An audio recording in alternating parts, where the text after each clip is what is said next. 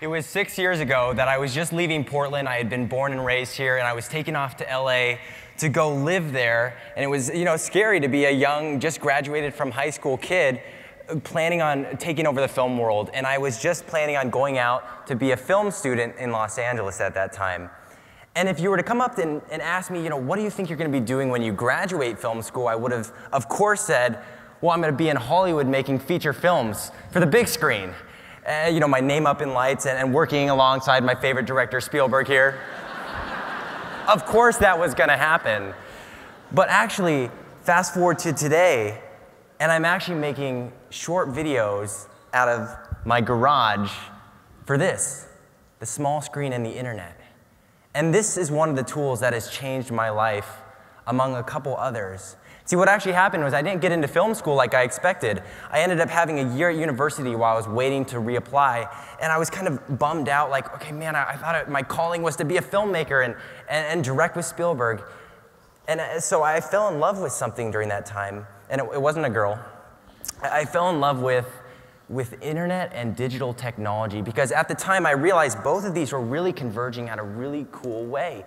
The internet has poised itself, especially websites like YouTube were just coming out, Vimeo, and you could post your work online and start building a following. And then on the other side, you had digital technology taking off. Cameras were getting cheaper, they were getting better quality, and again, they were only costing a couple $1,000s. And so I took a camera and I started filming my own videos while I wasn't in film school. I didn't have film homework, so I did that and I posted online and began building this following. And it started changing my life. It's because then I go to film school and I eventually am talking to classmates and I'm talking to my teachers, like, how do you get into the film industry, right? How do you get into Hollywood? Because I still want to direct.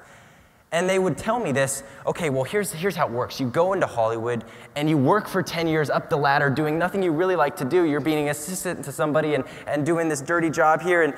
And then you finally get to a place where you can pitch your movie, because that's what all directors want, this chance to be in front of executives and pitch their story. So if you get that chance, and let's say the Hollywood system buys it, the studio pays for you to go off for a couple of years and make that movie, well, then you come back and you have a theatrical release, and two things could either happen. One, it does awful and you skip town and never direct something again, or it does well, and that's the moment you get to start building your following. But I'm stepping back as a student still in film school going, well, that doesn't make sense to me, because that system's got to be broken. Like, I'm already building my following online, and I had friends that were doing this online, building successful YouTube channels and other networks online. And so that didn't make sense to wait 12, 15 years before I could really start my career. And even in between then, it didn't sound like I'd be doing something that I loved. So it was this tool that started to change my life. It was other tools like the cameras that started to change my life. And how many of you have one of these? Oh, that's a shocker. Okay, so what I want you to do, go ahead and get them out of your pockets, get them out of your purses. It's okay, I'm giving you permission because half of you are already on them. I see you tweeting over there and taking a picture over here, but actually it's crazy. Most of you will check this twice during the course of my 15-minute talk. Most of us check our phones 10 times an hour. And that equals 150 times a day. And for me, and probably all of you in this room, you check it like 300 times a day. And actually, here's what I want you to do. By answering this question, by raising your phone in the air, did you check your phone after being awake for 15 minutes this morning? 80% of you, okay. And here's one I won't make you answer. But when you go to lunch after this and you go to the bathroom, 75% of you will take your phone with you. So yeah, you're raising your phone there. But what I'm saying is, we live in an age where technology is one of our tools. The internet is one of my tools, and we only need just this. I was flying up to LA, or flying up to Portland from LA yesterday, and I was thinking on the plane right here, okay, if you were a writer back in the day, in 14th century, before the printing press was invented by Gutenberg, were you just writing your book and you finish it, put it on the shelf, and just sit back and wonder, well, I hope someone makes a machine that can publish this someday? Because I don't know how they were expecting people to reach the world and to get their books out there, but we don't have that problem anymore. We have the technology. Literally, if you're a writer in here, you can go on your phone and you can publish a blog and post it, and people can read it everywhere. It's like not one of our problems. So I'm saying you only need a few tools to connect to the world. Over here, I brought my 2 tools. I use the computer and my camera. So over here I've got in my backpack, I call this my traveling office because when I leave LA, you saw where I work in LA with the garage, this is my computer. I do my editing here. I do all the importing and the magic of posting online. And then you've got my camera, and this is only a couple $1,000s. I'm not going to nerd out about what's so cool about this. You've got interchangeable lenses and all this DSLR technology. But what is amazing is this is only a couple $1,000s. Whereas the buy-in to make a Hollywood movie, just a couple years ago, you had to have $100,000 just to go maybe buy a camera or rent a camera, and then you had to process on film.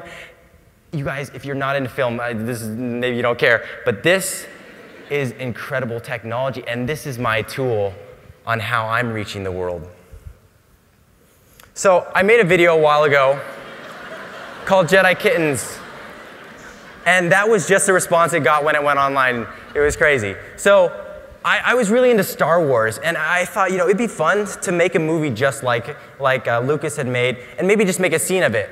But the problem is you're a college student, you're living off like noodles, and you don't have millions of dollars in your back pocket. So I took some cardboard, hot glue, spray paint, and casted some adorable kittens, and this is what I came up with.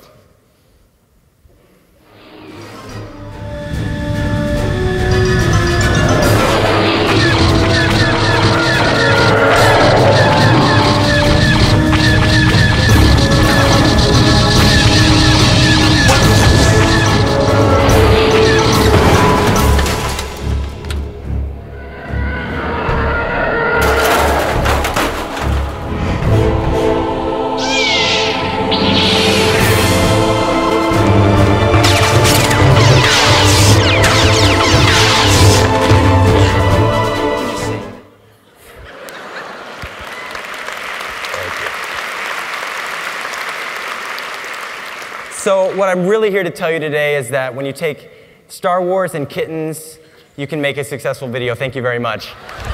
No.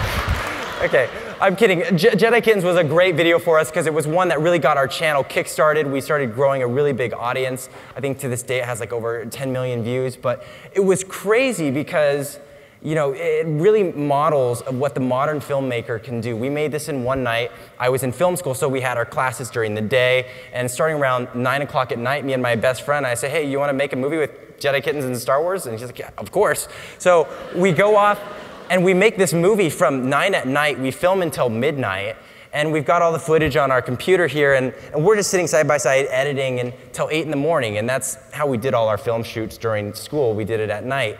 And then posted it at 8 in the morning.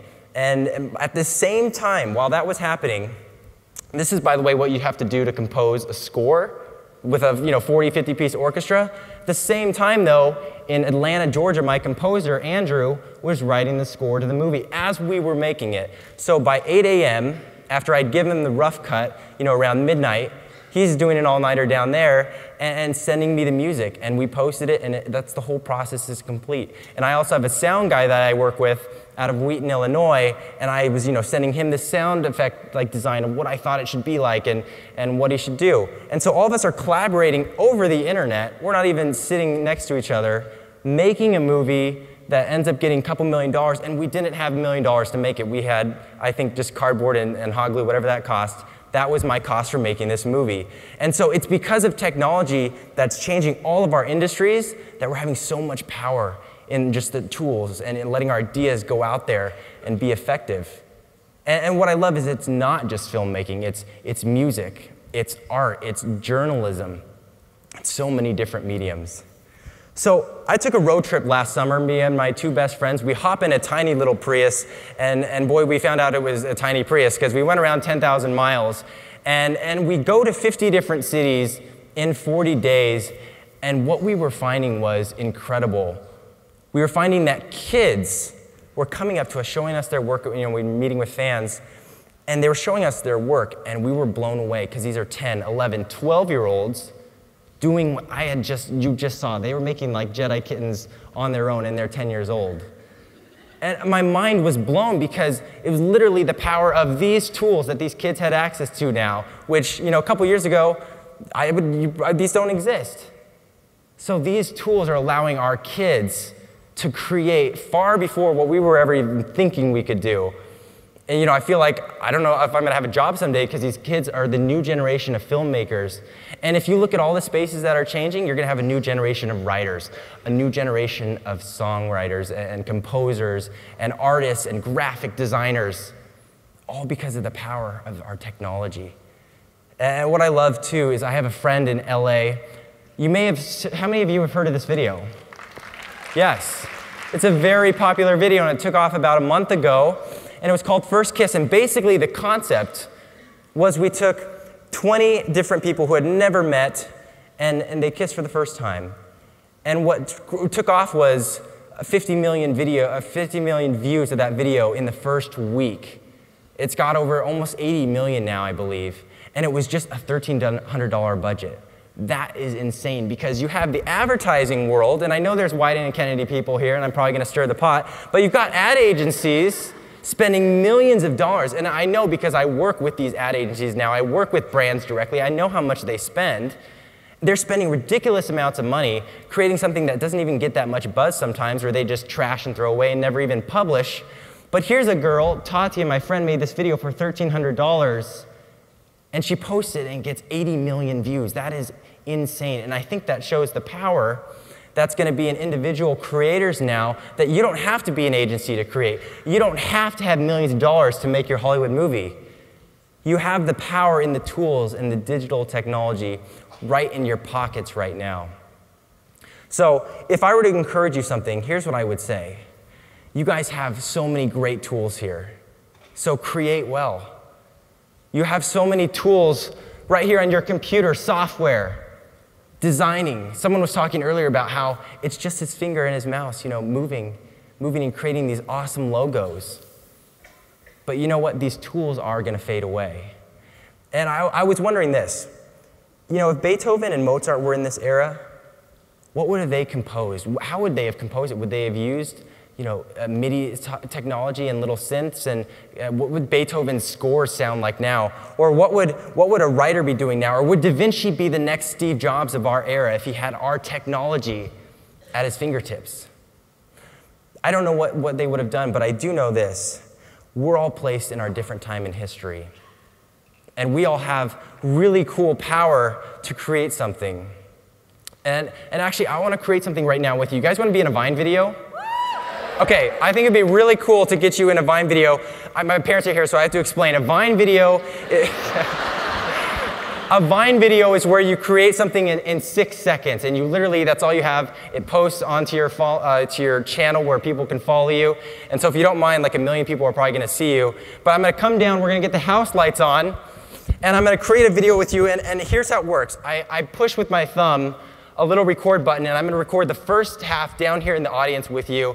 The idea is I'm going to teleport onto the stage. Is that cool enough for you guys? Okay, so what I'm going to do, I don't need you guys yet. You just sit still and look pretty like you are. I'm going to say, hey, I'm here at TEDxPortland. I'm going to teleport to the stage.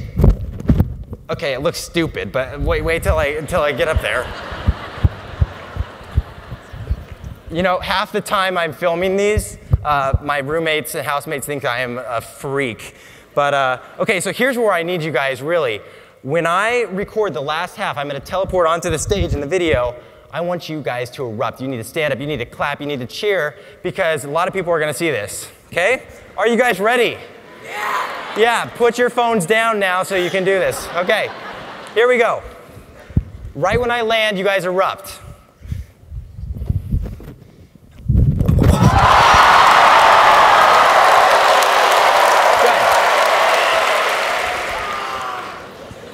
Great. I love the energy. That was awesome. When I sit down, I'll post this. It'll go live to 1.1 million people. So if you don't mind, just you're all in it. You look great. Thank you very much. But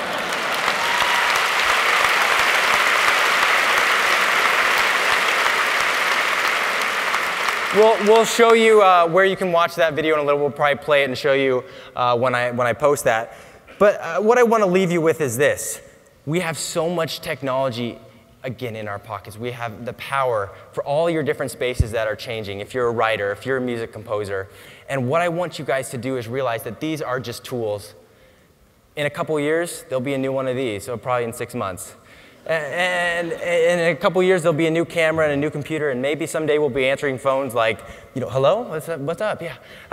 I don't know what technology will look like, but this is just a tool. It's in what here that matters. Your ideas and your thoughts are what can inspire people. So take the tools, take your ideas, and create something that will inspire the world.